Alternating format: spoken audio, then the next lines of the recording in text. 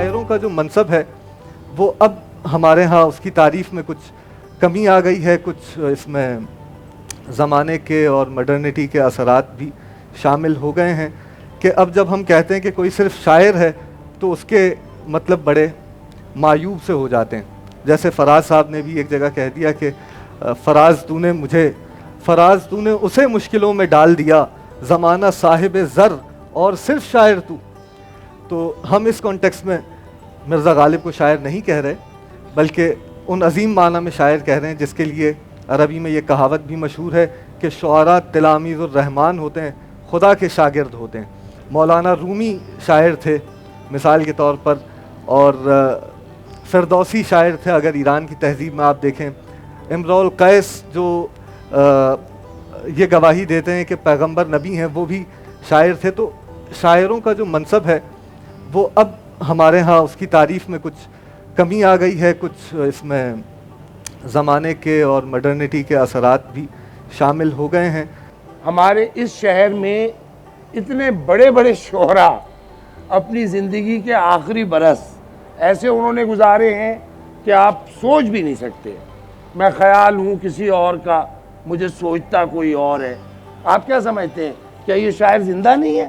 نہیں، یہ شاعر زندہ ہے.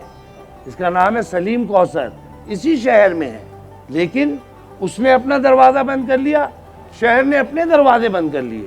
ہم یہ چاہتے ہیں کہ یہ ایک ایسا ادارہ، ایک ایسی انجمن کراچی جیسے شہر میں ہو جہاں پر عاشقی کی بات کی جائے. اور جب ہم کہتے ہیں کہ عاشقی کی بات کی جائے تو ہماری مراد اس سے یہ ہوتی ہے کہ ہم سچے ہو جائیں جتنا ہو سکتے ہیں، اور ہمارے جو اکابرین ہیں، میر ہیں، غالب ہیں، ان سے ہم یہ سیکھیں کہ عشق کرنے کا مطلب کیا ہوتا ہے زندگی میں، اور کون لوگ ہیں جو عشق کر کے کامیابی کی منزلوں تک پہنچتے ہیں، اور منزلیں بھی ان کے لیے اتنی کامیابی ان کو حاصل ہو جاتی کہ منزلیں irrelevant ہو جاتی ہیں.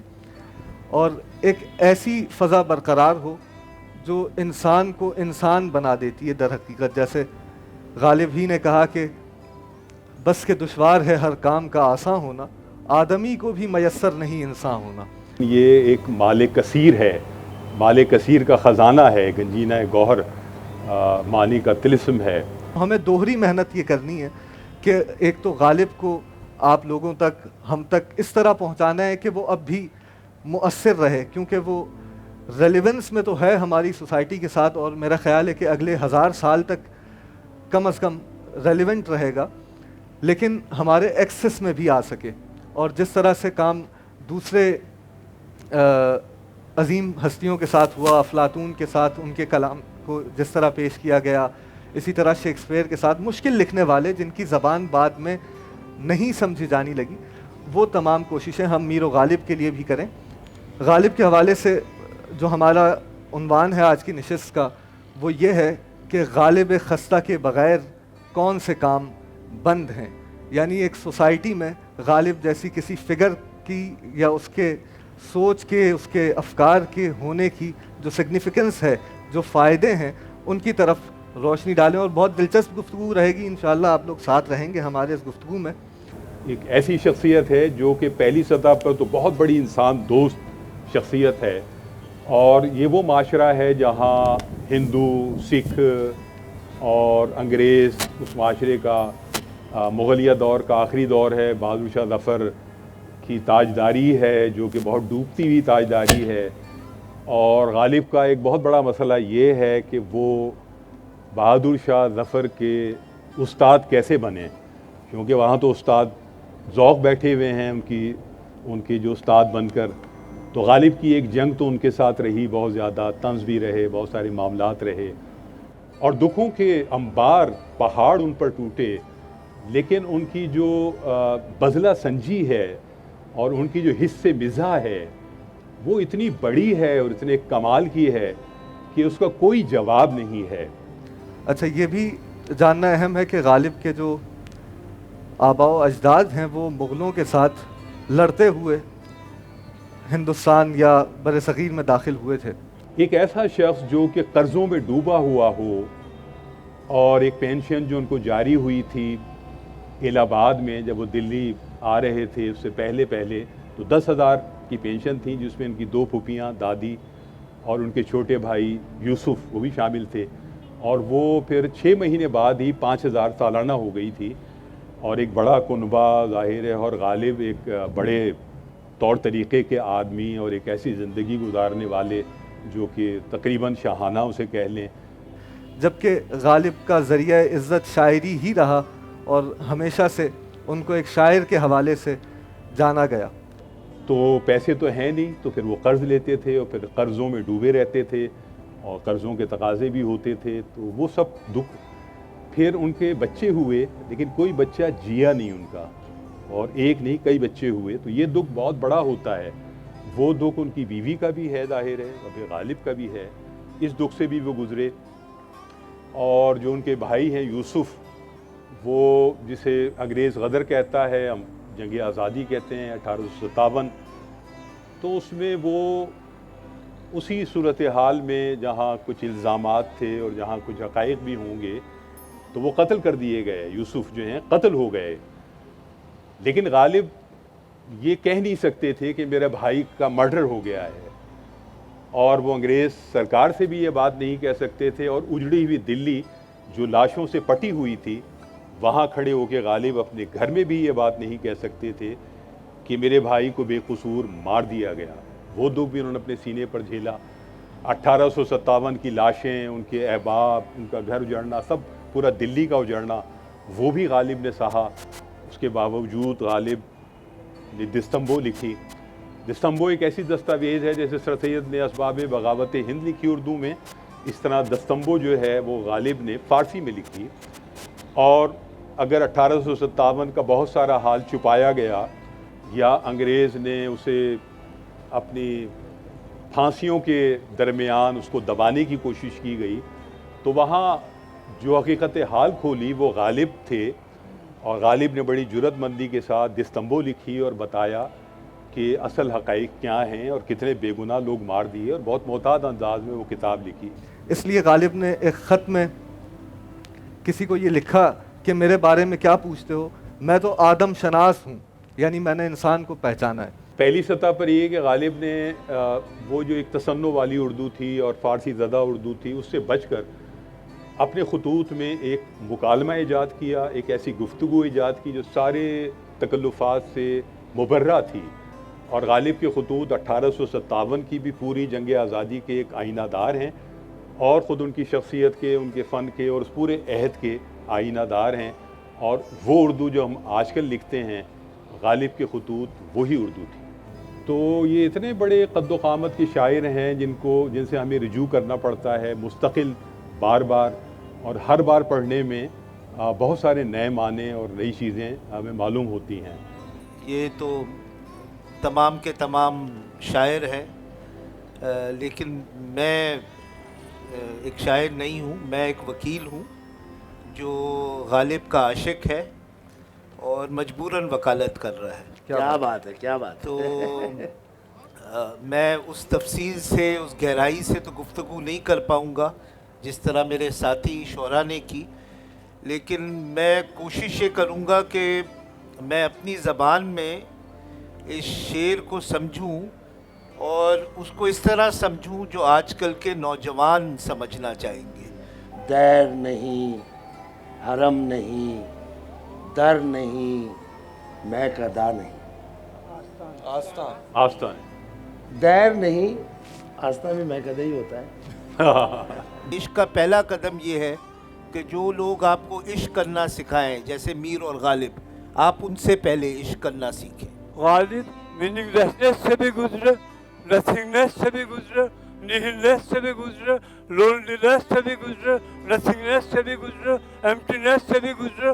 ان کی پوری شاعری گواہ ہے کہ آج کے زمانے کا جو انسان ہے وہ غالب پہلے دیکھ گئے، گزار گئے۔ غالب نے بار بار اپنی اہمیت کے بارے میں بات کی ہے۔ یہ مسائل تصوف، یہ تیرا بیاں غالب، ہم تجھے ولی سمجھتے جو نہ باد خار ہوتا۔ یہ وہ زمانہ ہے جب انگریز ہندوستان پہ قابض ہو گیا تھا، اور انگریز ہمیں یہ بات بتا رہا تھا کہ آپ ایسی کوئی چیز نہ کریں جس کی یوٹیلیٹی نہ ہو، یعنی ایسا علم حاصل کریں جو کسی کام کا ہو. آپ اس سے پیسہ کما سکیں, آپ اس سے اسٹیٹس کما سکیں, آپ اس سے پاور کما سکیں, یعنی وہ آپ کے کام آئے. یہ ہے ماڈرنٹی کی دنیا, یہ ہے انگریز کی دنیا, یہ ہے ویسٹ کی دنیا. غالب ایک طریقے سے آپ کو اس دنیا کے پیچھے لے جا رہا ہے, اور وہ آپ کو لے جا رہا ہے پری گریک تھاٹ پہ, کہ کیا سوچ کی زندگی بہتر ہے یا کام کی زندگی بہتر ہے. یہ ایک بہت بڑی ڈیبیٹ رہی ہے ماڈرنٹی سے پہلے تک. ماڈرنٹی جب آئی, یہ نئی دنیا جب آئی, پیسے کی دنیا جب آئی, تو اس نے کہا نہیں, سوچ کی دنیا بہتر نہیں ہے, کام کی دنیا بہتر ہے, اور ایسا کام جس کو ہم پیسے میں تبدیل کر سکیں. تو غالب جب یہ کہتا ہے کہ غالب خستہ کے بغیر کون سے کام بند ہے, تو وہ آپ کو یہ کہہ رہا ہے کہ مجھے جب تم پڑھو گے, سمجھو گے, جب تم یہ سمجھو گے کہ ایسی چیز کی بھی یوٹیلیٹی ہے جس سے کوئی کام نہ نکلے, ایسی زندگی کی بھی اہمیت ہے جو تمہیں زندگی سمجھائے, جو تمہیں رشتے سمجھائے, بے شک اس سے ڈائریکٹلی کوئی کام نہیں نکلا. تو غالب ایک قسم کا آپ کو ایک طرف لے جا رہے ہیں, جس طرح اور لوگوں نے بہت سارے سوچنے والے لے گئے کہ اس پیراڈائم سے نکلو کہ ہر چیز کو ناپو تو لو. یہ سوچ کتنا پیسہ, یہ سوچ کتنا پاور, یہ سوچ کتنا سٹیٹس. وہ کہہ رہا ہے سوچ ان اٹ سیلف, زندگی کو سمجھنا ان اٹ سیلف, وہ کوئی کام آئے یا نہ آئے, اس کی اپنی اہمیت ہے. نہ تھا کچھ تو خدا تھا, کچھ نہ ہوتا تو خدا ہوتا, ڈبویا مجھ کو ہونے نے, نہ ہوتا میں تو کیا ہوتا. دیکھیے اس زمانے میں ایگزسٹینشل کرائسس کی بات کر رہے ہیں مرزا غالب, جو کہ ہمارے دور کا مسئلہ ہے. اور یہی اس کی ریلیونس ہے آج کے حوالے سے, کہ ہمارا نوجوان ہم سب سے یہ پوچھتا ہے کہ آپ نے یہ محفل تو جما لی ہے, آپ نے بلا لیا ہے, اور ہم نے سنا ہے کہ غالب کوئی کمال کے آدمی ہے, اور ہم نے سنا ہے کہ وہ ہمارے اوپر علم کی تجوری کھول سکتے ہیں, لیکن ہمارے کون سے کام بند ہیں غالب کے بغیر. آج کا نوجوان ہمیں یہ کہتا ہے. وہ 250 سال وہ ہم تک جو پہنچے ہیں, نہیں پہنچ سکے لوگ ہم تک. غالب modernism, post modernism, post modernism سے گزر کے ہم تک پہنچ گئے. بہت سے رہ گئے, بہت سے نہیں پہنچ. کیوں آگے غالب ہمارے عہد تک. He was a thinker poet. ایک خالی شاعر ہوتا ہے, ایک تھنکر پوئٹ ہوتا ہے. Ghalib was a thinker poet, not only a poet. کمال کی بات جو ہے نا وہ غالب یہ آزادی خیال, ہر انسان کی آزادی سوچ, وہ اپنے جواب خود تلاش کرے ان سوالوں کا جو سارے انسان 2000-3000 سال سے پوچھتے. میرے خیال میں یہ نوجوانوں کو بڑی اٹریکٹ کرے گی, ہر زمانے کے نوجوانوں کو. اور نوجوان کا مطلب ہوتا ہے جن کے دل جوان ہوتے ہیں, ٹھیک ہے, جو اپنی زندگی کو تبدیل کرنا چاہتے ہیں, بے شک وہ 60 سال کے ہوں.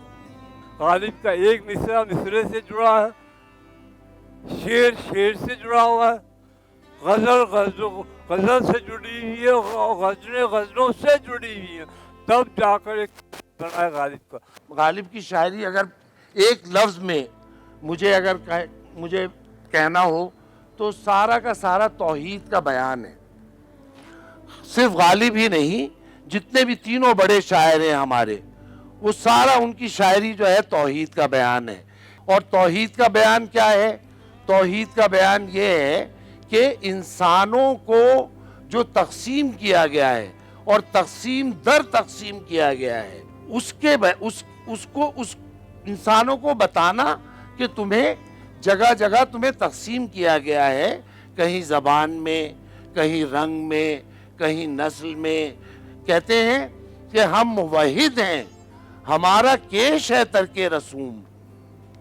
ہم موحد ہیں, ہمارا کیش ہے ترک رسوم. ملتیں جب مٹ گئیں اجزائے ایما ہو گئیں. ایک لائٹ موڈ بھی غالب کا ہے, اور غالب کی جو وٹ ہے وہ اس لائٹ موڈ میں جس طرح کھلتی ہے اور کھیلتی ہے لفظوں کے ساتھ، خیالات کے ساتھ، وہ بہت خوبصورت ہے. اور پوری اردو شاعری میں میرا خیال ہے کہ وہ ایسا رنگ ہے جو ایک نیا انقلاب جس نے برپا کیا. بہت دفعہ غالب کا کوئی شعر کافی ہوتا ہے، بلکہ کوئی مصرع ہی کافی ہوتا ہے کہ آپ کی زندگی کو وہ بدل دے، اور کسی ایسے مقام پر وہ زندگی کے کھل جاتا ہے کہ آپ کی زندگی واشگوں ہو جاتی ہے، اس کا سر نیچے اور پیر اوپر ہو جاتے ہیں. ہستی کے مت فریب میں آ جائی او اسد، ہستی کے مت فریب. ہستی یہاں وہی ہائیڈگر کی ہونا ہے، بینگ ہے. ہستی کے مت فریب میں آ جائی او اسد، عالم تمام حلقۂ دام خیال ہے.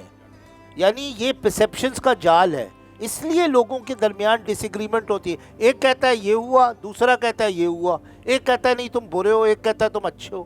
اگر حقیقت لوگ جان پاتے تو ان میں یہ ڈس ایگریمنٹ نہیں ہوتی. اب پھنس گئے. غالب نے ایک جگہ یہی کہہ دی، یہی میر صاحب نے کہا تھا، عالم کسو حکیم کا باندھا طلسم ہے، کچھ ہو تو اعتبار ہو کائنات کا. مطلب اب میر صاحب تو اور آگے چلے گئے، انہوں نے کہا کہ لگتا یہ ہے کہ یہ جو عالم ہے کسی حکیم نے کچھ جادوگر ہے، اور کسی چیز پہ ہم اعتبار ہی نہیں کر سکتے. ٹھیک ہے، جیسے آپ لوگ سوچتے ہوں گے یار پتہ ہی نہیں ہو کیا رہا ہے، کون سچا ہے کون جھوٹا ہے. تو ہمارے ساتھ بڑا معاملہ یہ ہے آج کل کہ پاکستان میں رہیں یا نہ رہیں. تو اس بڑے مسئلے کا، جس سے میں تو آج کل کم از کم گزر رہا ہوں، یہ جواب مجھے اس غالب کے شعر میں ملتا ہے کہ پہلے شعر دیکھیے، ہے اب اس معمورے میں، کھنڈر کو کہتے ہیں، کھنڈر کو بھی آبادی کو بھی دونوں متضاد معنوں میں یہ لفظ استعمال ہے، یہ بھی ایک خوبصورتی ہے اب اس معمورے میں کہتے غم الفت اسد. دلی کے بارے میں کہہ رہے ہیں کہ اب دلی میں وہ خرابہ ہے کہ یہاں پر غم الفت نہیں ہے، محبت کا غم نہیں ہے، عشق نہیں ہے. ہم نے یہ مانا کہ دلی میں رہیں، کھائیں گے کیا؟ ہماری تو غذا ہی چونکہ عشق ہے، چونکہ غم الفت ہی کھاتے ہیں اور اسی پر گزارا ہے. تو اگر ہم دلی میں رہیں بھی تو کیا کھائیں گے، کیونکہ اب ہماری یہاں سے آب و دانہ اٹھ گیا ہے، ہمارا خوراک ختم ہو گئی ہے. تو گویا غالب یہ بتا رہے ہیں کہ کسی بھی روئے ارض پر رہنے کا معیار یہ ہے کہ آپ وہاں یہ دیکھیں کہ غم الفت ابھی تک باقی ہے یا نہیں. تو مجھے تو یہ نظر آتا ہے کہ کراچی میں، یعنی میں یہ سوال یوں نہیں کروں گا یا غالب کے انداز میں تنزن کروں گا کہ ہم نے یہ مانا کراچی میں رہیں، کھائیں گے کیا. غالب کہہ رہا ہے دیکھو بھائی، نوجوانوں کی زبان ہے، یہی ہے، ہونا ہی ہے. ہائیڈگر بھی یہ کہتا ہے بھائی تم ہو، آ گئے ہو. اب اس میں جتنی نالج ہے وہی ہے، جتنی اگنورنس ہے اسی طرح زندگی کو سمجھنا اور گزارنا ہے. تو وہی ہائیڈگرین جواب ہے. اور یہی غالب کو میں نے دیکھا کہ وہ اپنے فلسفہ عشق میں تبدیل کر دیتا ہے کہ اب اس کو محبوب کبھی ملتا نہیں ہے تو وہ کہتا ہے عشق مجھ کو نہیں، وحشت ہی صحیح، میری وحشت تیری شہرت ہی صحیح، ہم کب ترک وفا کرتے ہیں، کچھ نہیں ہے تو عداوت ہی صحیح. اب دیکھیے وہی کہ اگر یہ نہیں مل رہا، آگے ہی نہیں مل رہی تو غفلت ہی صحیح، عشق نہیں مل رہا تو نفرت ہی صحیح. یہ کمال ہے کہ غالب یہ نہیں کرتا کہ آپ کو کنفیوژن میں ڈال دے زندگی کے بارے میں. وہ پھر کہتا ہے میاں اس میں ہی گزارا کرنا ہے. تو ابھی مجھے یہ لگتا ہے کہ کراچی میں غم الفت کھایا جا سکتا ہے اور غم الفت کھا کے جیا جا سکتا ہے. تو میرا یہ مسئلہ غالب اس طرح حل کرتے ہیں، جب تک زندگی ہے جب تک غم ہے، اگر تم زندہ ہو تو غم ہے، اس کا کچھ نہیں کیا جا سکتا. قید حیات و بند غم، اصل میں دونوں ایک. تو غالب وہی طنزیہ انداز میں دیکھیے کیا کمال کی بات کہتا ہے. اب آپ پریشان ہو جائیں گے کہ وہ یار یہ تو پھنس گئے ہم. لیکن غالب کہتا ہے وہ تو میاں چھوڑو نا، کیوں سوچتے ہو کہ غم سے نجات پالو گے موت سے پہلے، اور چھوڑو یہ بات، اس کے بارے میں غور ہی نہ کرو، اس کو ایز اے نارمل ایکسیپٹ کر لو، غم اور ٹریجڈی کو. آپ جب غالب کے شعر پڑھیں گے، اگر آپ سمجھیں گے کہ آپ کے کوئی کام بند ہیں، غالب خستہ کے بغیر کام بند ہیں، اور جب آپ پڑھیں گے میں آپ کو دعوے سے کہتا ہوں کہ آپ دیکھیں گے کہ آپ کی جو زندگی کے بنیادی چیزیں ہیں ان میں غالب جو ہے وہ آپ کی وہ دوستی کا مسئلہ ہو، وہ غم کا مسئلہ ہو، جیسے میں نے کہا ज़िंदगी में, अपनी ज़िंदगी में मीनिंग देने का मसला हो, अपनी ज़िंदगी में मज़ा देने का मसला, इन तमाम सवालों के जवाब गालिब के पास है। कमाल का आदमी है और ये हमेशा नौजवान रहने वाले नौजवानों का शायर है। तो गालिब ज़रूर पढ़ें, आपके काम ना सिर्फ खुल जाएंगे बल्कि आप समझेंगे कि जो आप काम कर रहे हैं वो असल काम नहीं है, काम कुछ और है। क्या बात है।